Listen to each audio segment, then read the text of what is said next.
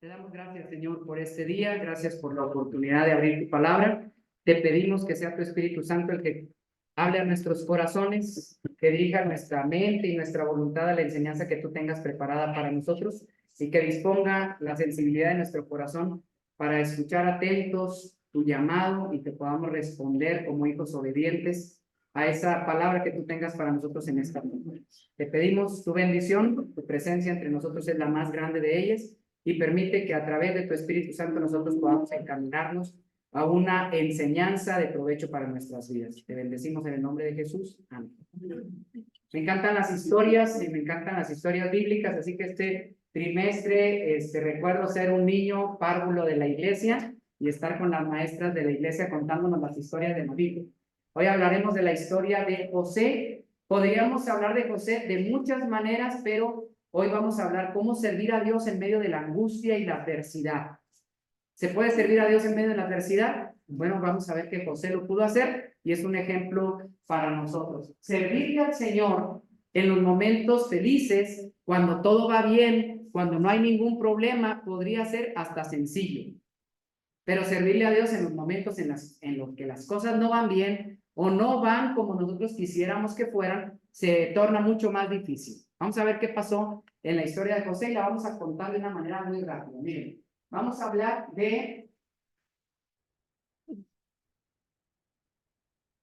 bueno, con base a este versículo que está en Santiago 1.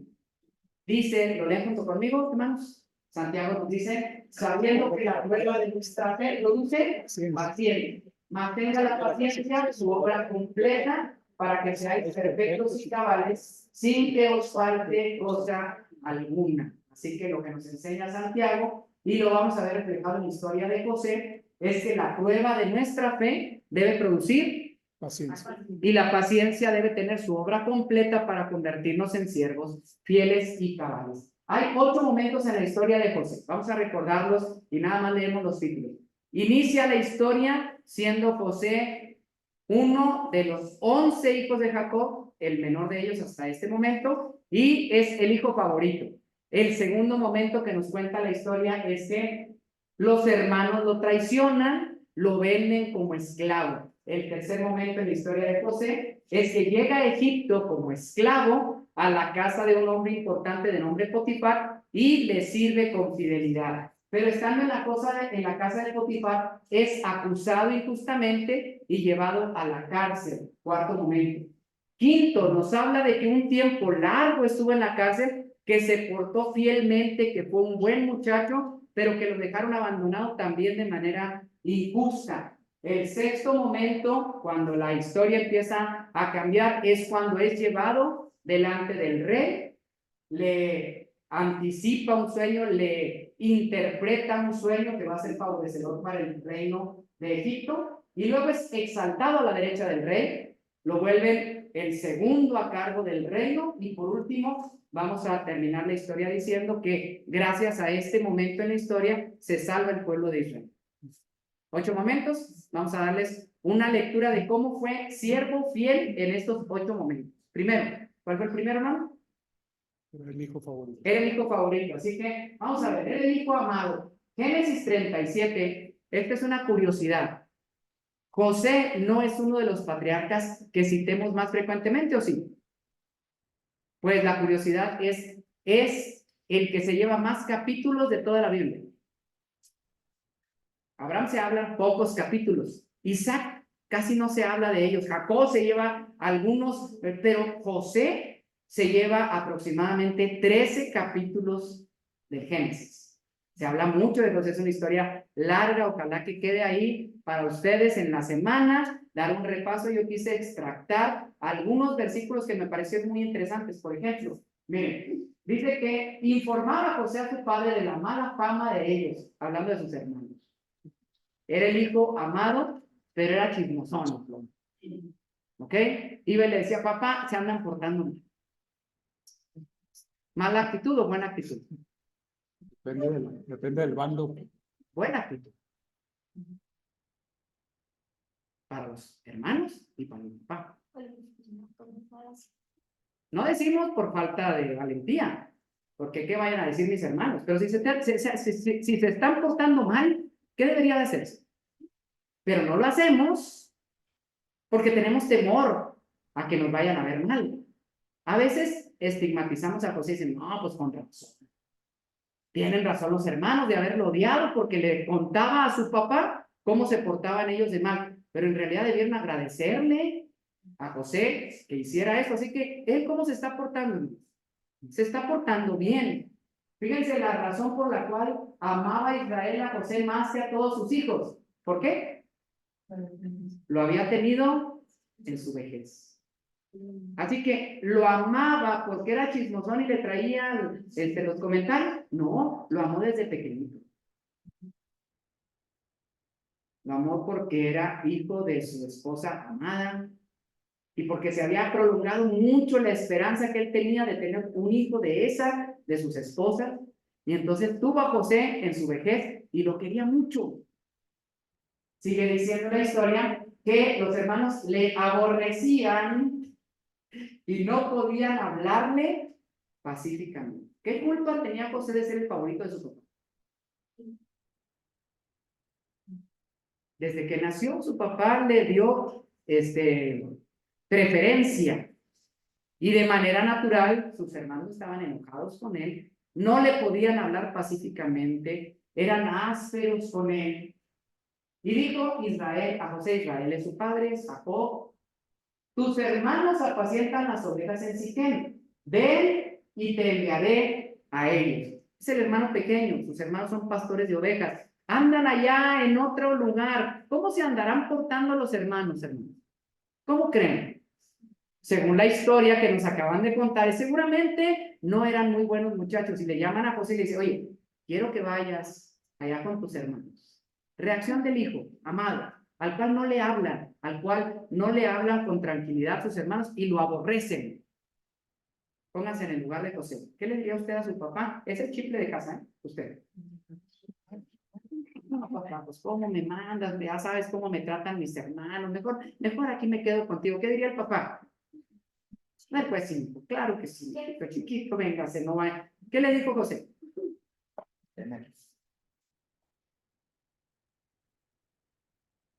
Heme aquí. Y esa frase va a ser importante ahorita que lleguemos a este punto. No le estaba mandando a cosas sencillas.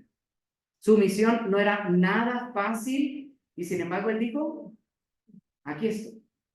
Si tú quieres que vaya, si tú necesitas que vaya, aunque mis hermanos seguramente están haciendo cosas malas y yo te tenga que traer las cuentas que te tengo que traer y eso haga enojar aún más a mis hermanos, heme aquí.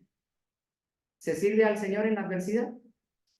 ¿O solamente cuando las cosas van bien? Tenemos que tener una actitud de entereza, de fidelidad y de servicio. Solo cuando las cosas nos favorecen, solo cuando las circunstancias nos sonríen, cuando la gente nos va a aplaudir y nos va a decir: José, qué buena persona eres tú, qué grande eres en tu servicio, o aunque nos hablen ásperamente, aunque nuestros hermanos nos aborrezcan.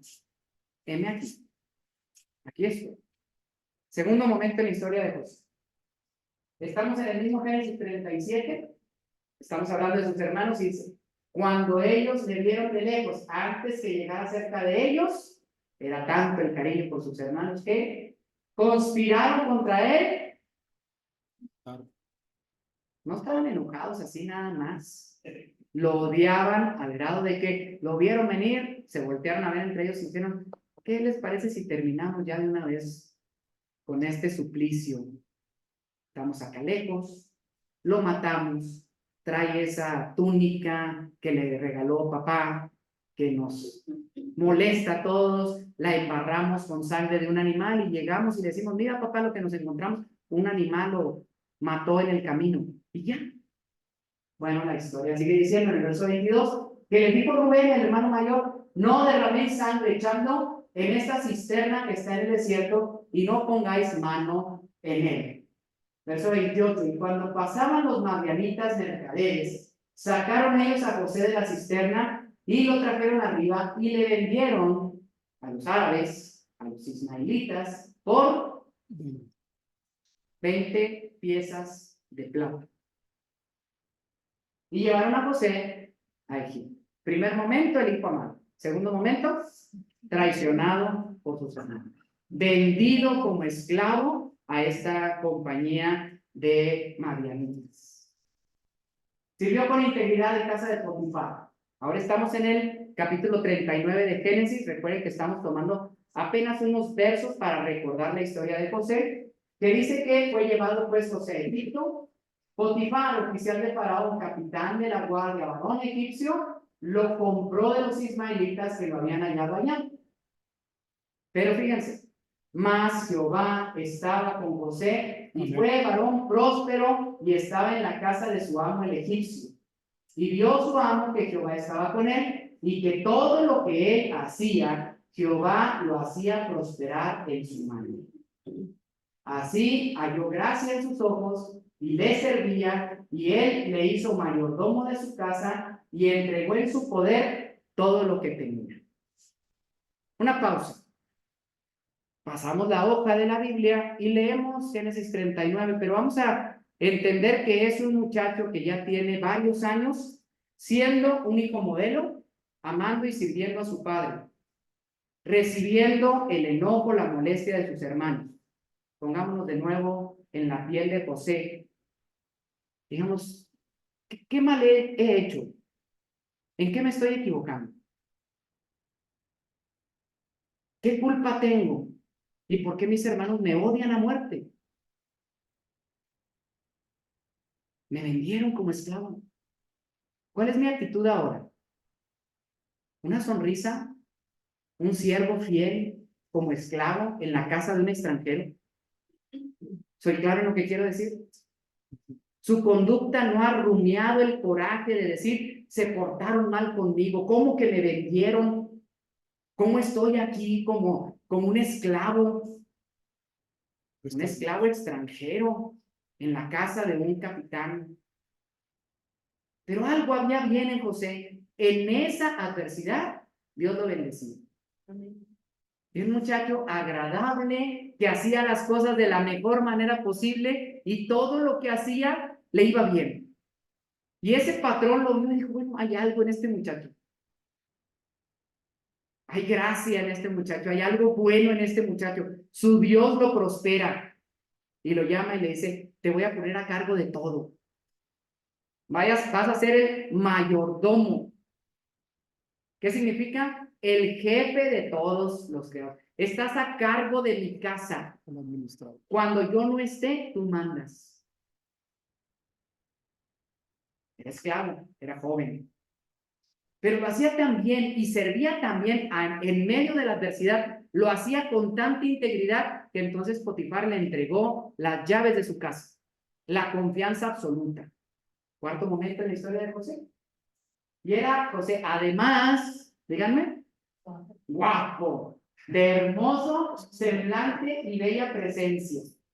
Aconteció pues, después de esto, que la mujer de su amo, empieza el momento difícil de la película, puestos sus ojos en José, le dijo, duerme conmigo. Y él no quiso. Muchacho, le dieron toda la confianza en su casa. Duerme conmigo. Fácil tomar la decisión de decir no. Integridad, transparencia, confianza absoluta. Llamó a los de casa y les habló diciendo, mirad, bueno, la historia más a detalle es que le insistió varias veces y José le decía, ¿cómo podría yo fallarle a mi amo que ha tenido tanta confianza en mí? Pero un día la mujer no se pudo aguantar y le dijo, duerme conmigo, lo agarró de sus ropas, se jaloneó tanto que le arrancó la túnica y él salió corriendo. Y teniendo sus vestidos en la mano, dio voces, gritó a los guardias y dijo, este varón hebreo que hiciste traer para burla de nosotros, vino a él a mí, dijo esta mujer, para dormir conmigo.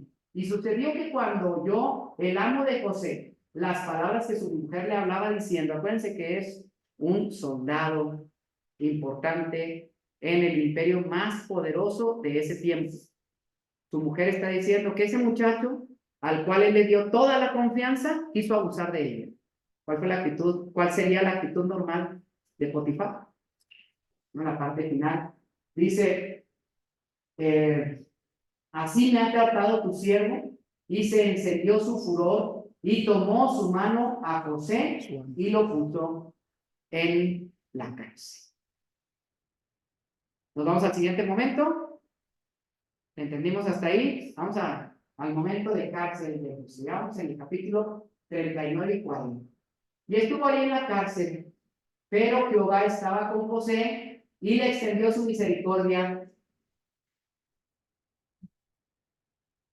cayendo, hijo amado, traicionado por los hermanos, esclavo en Egipto, en la cárcel.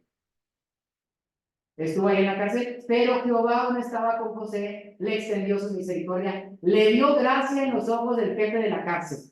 Y el jefe de la cárcel entregó en manos de José el cuidado de todos los presos. Algo tenía ese muchacho. La sangre liviana, ¿sí? Caía bien, era responsable, respetuoso, amable, carismático quizás, digno, entero, confiable. El hombre de la cárcel dijo, bueno, pues entonces, que este muchacho allá adentro sea mi ayudante, te pongo a cargo de todos, ¿eh? Ahí ven. Hay una historia ahí intermedia. Dice, había en aquella prisión, todo lo que se hacía ahí, él lo hacía. No necesitaba atender el jefe de la cárcel cosa alguna de los que estaban al cuidado de José, porque Jehová estaba con José y lo que él hacía, Jehová lo prosperó. Se abre un espacio aquí en esta historia que voy a recordarles con esta última frase que dice, y el jefe de los coperos no se acordó de José, sino que le olvidó. De manera rápida, los que saben la historia, conocen que cayó en la cárcel el panadero del reino, y entonces le interpreta un sueño, José, no voy a entrar en detalles, y le dice finalmente, lo que tú estás viendo, esta canasta de pan y estos cuervos que caen, significa que te van a sacar, van a reconocer que tú eres el conspirador y te van a matar. Y sucede. Y luego cae en la cárcel el copero del rey. Y le dice, lo que tú estás soñando, que le entregas en la mano la copa de vino al rey, significa que te van a restablecer en tu puesto. Inmediatamente el sueño se cumple, el copero está de nuevo al servicio, pero se le olvidó que José le había dicho, cuando estés en tu puesto te acuerdas de mí. ¿Se entendió? Se porta muy bien, es un buen muchacho, tiene además un don maravilloso de interpretar los sueños. El primero no fue muy bueno para aquel panadero, el segundo era muy bueno y ahí José dijo, esta es mi oportunidad. Sé que vas a estar a un lado del rey, háblale de mí. Dile que me acusaron injustamente, dile que me he portado bien aquí en la cárcel, dile que te interpreté el sueño para que me liberes. Qué tristeza, adversidad. Dios lo prosperaba en todo y lo dejó en la cárcel. Dios lo prosperó en todo y permitió que sus hermanos lo vendieran por 20 monedas de plata. Dios estaba con él y parecía que todo lo que hacía lo hacía muy bien y permitió que aquella mujer lo acusara injustamente y que cayera en la cárcel. ¿Sí? Porque se puede servir en la adversidad. Y es lo que el Señor nos quiso enseñar en la historia de José. No todo tiene que ir bien para que nosotros nos comportemos correcta y adecuadamente. Vamos a ver cómo resulta el final de la historia. Ahora estamos en Génesis 41. Entonces Faraón envió y llamó a José. Han pasado años. Y ahora el que es presa de un sueño que no puede entender y que le quita la paz es el Faraón. Y se lo platica a su hombre de confianza, que es el copero. Oye, si no puedo, no entiendo, estoy soñando cada vez que pasa esto y no sé. Y entonces el copero le cae el 20 y dice, olvidé que en la cárcel hubo un hombre, un joven que me interpretó correctamente el sueño. Si mi señor el faraón lo quiere traer, seguramente ese muchacho le va a interpretar correctamente.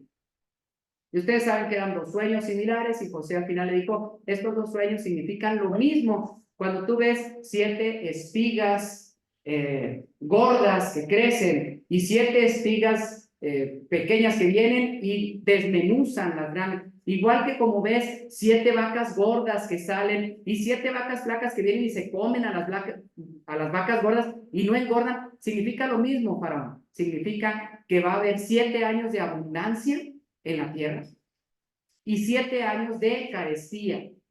Mi sugerencia es que pongas a cargo a un hombre íntegro durante todos estos 7 años de abundancia, que vaya administrando bien, que vaya guardando para que no les falte nada en los 7 años de necesidad. El faraón agradece la interpretación y aquí leo lo que dice. Dijo Faraón a José: yo he tenido un sueño y no hay quien lo interprete, mas he oído decir de ti que hoy es sueños para interpretarlos. Respondió José a Faraón diciendo: no está en mí Dios será el que dé respuesta propicia a Faraón. Por tanto, provéase ahora Faraón de un varón prudente y sabio y póngalo sobre la tierra de Egipto. ¿Cómo se llama este momento en la historia de José? Llevado ante el rey. Vamos a los últimos 2 momentos. Va a ser exaltado a la diestra del faraón. Fíjense cómo. Y José era el señor de la tierra. Cuando empezó a suceder, Faraón le puso su anillo y dijo: todo lo que tú digas es como si fuera mi palabra. Tú eres mi embajador, estás a cargo de todo. Y lo que decía José era ley en el imperio más poderoso de su tiempo. José estaba como señor de la tierra, quien le vendía a todo el pueblo de la tierra. Llegaron los hermanos de José. Sus hermanos llegan a Egipto porque hay hambre, llevan 2 años de hambruna, y entonces el padre de aquellos 11 hermanos le dice: ¿sabes qué? Se oye que hay pan en Egipto, vayan y cómprenlo. Vienen los hermanos de José y se inclinaron a él, rostro a tierra. Los que recordaron haber escuchado la historia de José, es otro sueño que él tenía cuando era niño, ¿sí se acuerdan? Sueño con 12 estrellas, 11 de ellas se inclinan hacia la estrella más pequeña y los hermanos se enfurecían. ¿Qué estás diciendo? ¿Que nosotros nos vamos a inclinar enfrente de ti? ¿Estás loco? Bueno, pues dice que entonces ellos, sin conocerlo a él, se inclinaron a él, rostro a tierra. Y dijo: poned pan. Y pusieron para él aparte y separadamente para ellos. Ojo con este detalle. Y aparte para los egipcios que con él comían, porque los egipcios no pueden comer pan con los hebreos, lo cual es... Miren, lo que ocurrió es: llegaron y les dijo: muy bien, sí, les voy a vender, pero los invito a comer a mi casa. Está vestido como egipcio, está con toda el atuendo de el hombre más importante del imperio. Estos son apenas unos pastores de un pueblo olvidado. Llegan y dicen: les voy a invitar a mi casa. Y le dice a los siervos: pónganles pan. Y empiezan a servir y empiezan a apartar, porque él tiene a sus compañeros egipcios ahí, y es abominación para los egipcios comer pan con los extranjeros. ¿Te suena algo parecido? Bueno, fíjense lo que hace José en este momento. Y se sentaron delante de él, el mayor conforme a su primogenitura y el menor conforme a su menor de edad. Y estaban aquellos hombres atónitos, mirándose el uno al otro. ¿Por qué estaban atónitos? ¿Qué estamos haciendo aquí? ¿En el palacio? ¿Nos está dando de su pan? Y José tomó viandas, su comida, de delante de sí, para ellos.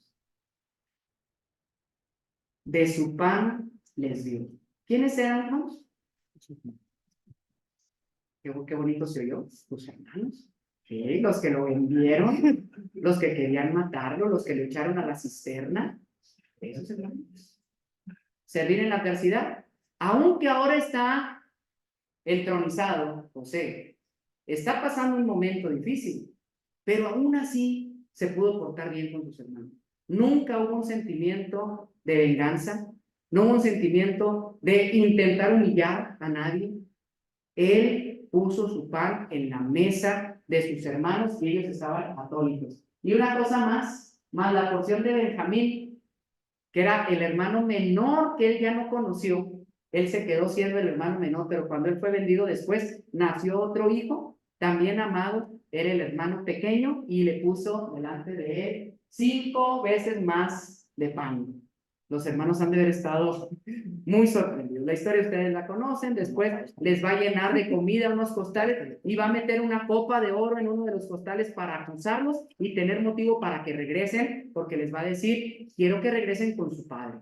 Vamos a ver la última parte de la historia. Estamos ahora en Génesis 45, porque todo esto tiene el motivo de salvar al pueblo.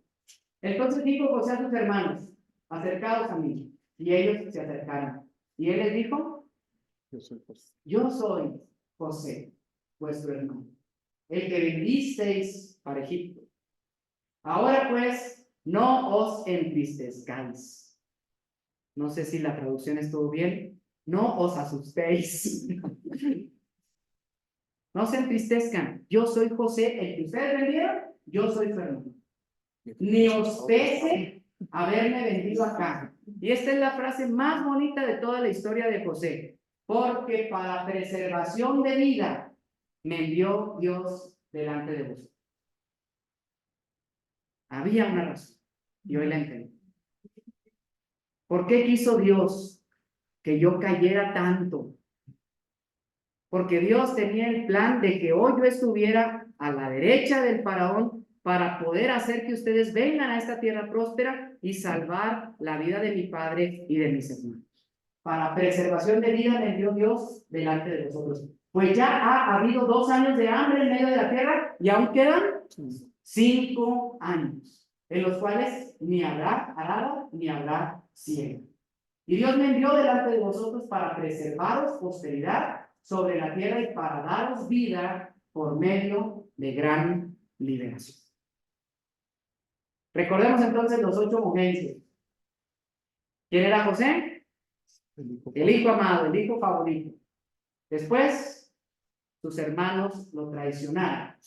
Después, sirvió con integridad en la casa de Potifar, para después ser acusado injustamente, llevado a la cárcel y olvidado en la cárcel. De ahí de la cárcel, fue llevado ante el rey, fue exaltado a su derecha y finalmente salvó a su pueblo.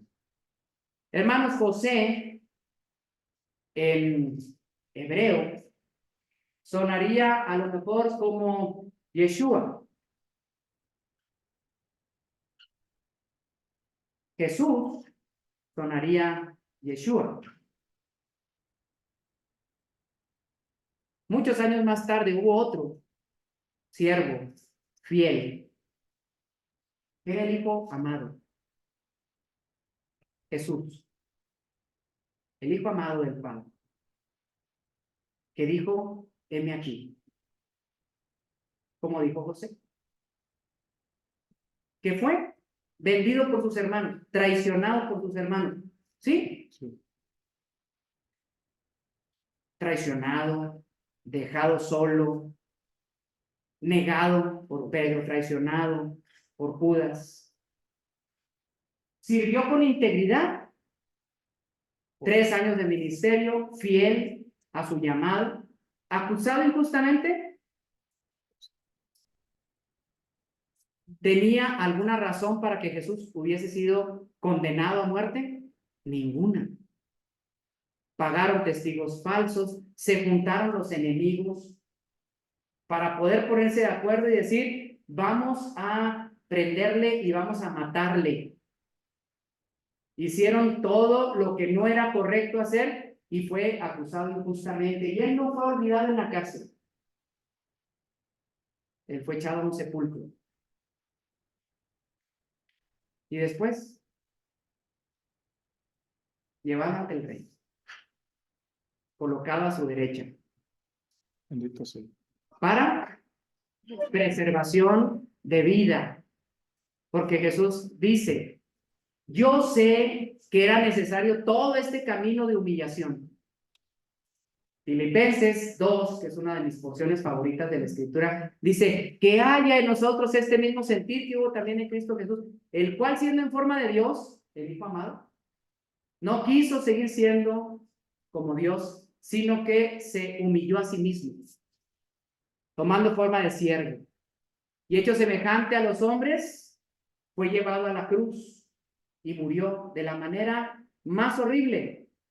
Una descendencia, adversidades, dolores. ¿Con qué objeto? Para que ese Jesús, muerto, sepultado, Dios con su poder lo pusiera en lo más alto y que toda lengua confiese que Jesús es el Señor para gloria de Dios. Hermanos, ¿cuál es nuestra misión en la vida? La prosperidad. Venimos aquí a enriquecernos, venimos a ser mejores que los demás, venimos a sacar los codos y golpear a los demás para seguir nuestro camino. Así vivimos. A buscar el momento en cual yo pueda dar el paso y sacar beneficio para mí mismo. Que no sea esa la manera de vivir, hermanos. Venimos a ser hijos en integridad y a hacer lo que debe hacerse, aunque el resto de la gente no lo entienda, aunque nuestros propios hermanos se enojen por nosotros, aunque una mujer injusta nos acuse de algo que no corresponde, nosotros debemos de manejarnos con integridad en medio de la adversidad. No todas las cosas van a funcionar así. Pero si yo me he portado bien, ¿por qué le dieron el aumento a tal persona y no a mí?